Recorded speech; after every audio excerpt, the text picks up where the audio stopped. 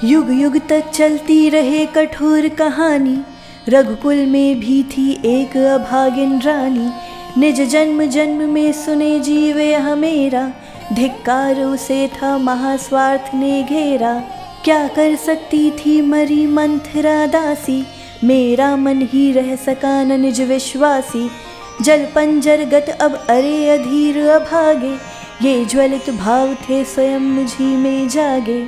आज मैं आपसे अपने 2 वचन मांगती हूँ, भरत के लिए राज अभिषेक और राम के लिए 14 वर्षों का वनवास। तुम्हारी आत्मा को अनंत काल तक मुक्ति नहीं मिलेगी। कोई मनुष्य अपनी पुत्री का नाम क्या कहीं नहीं रखेगा।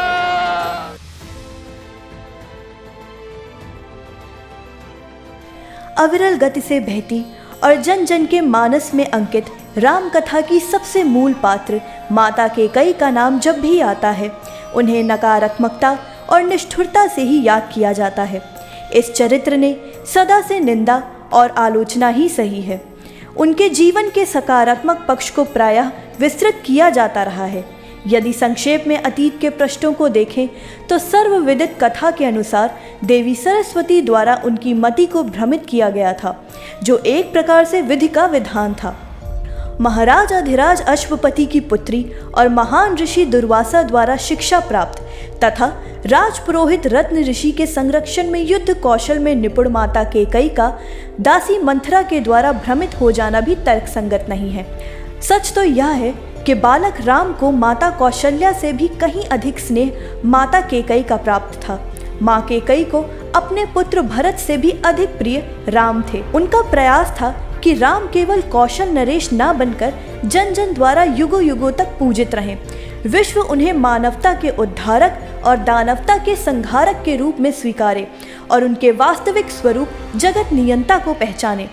वह राम को एक ऐसा परम पद देना चाहती थी जहां उनकी प्रतिष्ठा शुभ आचरणों के उद्गम और स्रोत के रूप में हो। उन्होंने वेदना और उपेक्षा सहकर भी केवल परमार्थ के लिए कठोर निर्णय लिया और किसी भी नारी के लिए वैधव्य जैसे कठोरतम निर्णय को सहजता से स्वीकार किया। यह सत्य है कि वह राजभवन से राम के निर्वासन का कारण बनी, परंतु उन्होंने जनमानस के हृदय में युगों युगों तक मर्यादा पुरुषोत्तम के रूप में सुवास भी दिया। देवत्व लोकहित और एक प्रकार से देवत्व की रक्षा के लिए उनका यह निर्णय वंदनीय माना जा सकता है। भगवान श्री राम, जो कि त्रिलोक स्वामी श्री हरि विष्णु के अवतार थे, इस धरती पर अयोध्या पर राज करने के लिए अवतरित नहीं हुए थे। प्रायः यह समझा जाता था कि उनके आने का उद्देश्य रावण वध था, परंतु रावण का वध इतना छोटा काम था जिसे महावीर हनुमंत भी कर सकते थे।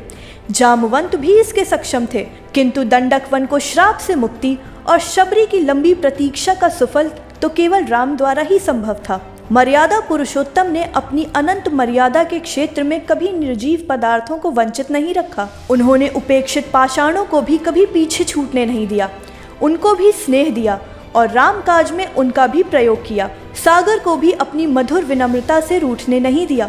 पिता के वचनों का पालन, राजसुख का परित्याग, पारिवारिक मर्यादाओं की स्थापना, आसुरी शक्तियों का दमन और अंत में रामकाज की परिकल्पना को मूर्त रूप देना आज भी प्रासंगिक और अनुकरणीय है, परंतु इस प्रेरणा की अंतर्शक्ति का श्रेय कैकेयी को ही जाता है।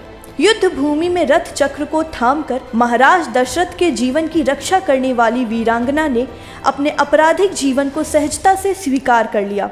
मर्यादा और त्याग का ऐसा उदाहरण अन्यत्र दुर्लभ है। राघव से मर्यादा पुरुषोत्तम श्री राम तक की यात्रा और इस यात्रा को शाश्वत बनाने का श्रेय मात्र शक्ति कैकेयी को ही जाता है। धन्य है वह माँ जिसने अपने स्नेह और वात्सल्य का बलिदान कर मानवता को नया इतिहास दिया। भारत समन्वय परिवार की ओर से इस त्यागमयी वात्सल्य मूर्ति माता कैकेयी को शत शत नमन। इस देश के समस्त महान विभूतियों को जन्म देने वाली अन्य मात्र शक्तियों के विषय में विस्तृत जानकारी प्राप्त करने के लिए सब्सक्राइब करें भारत माता चैनल।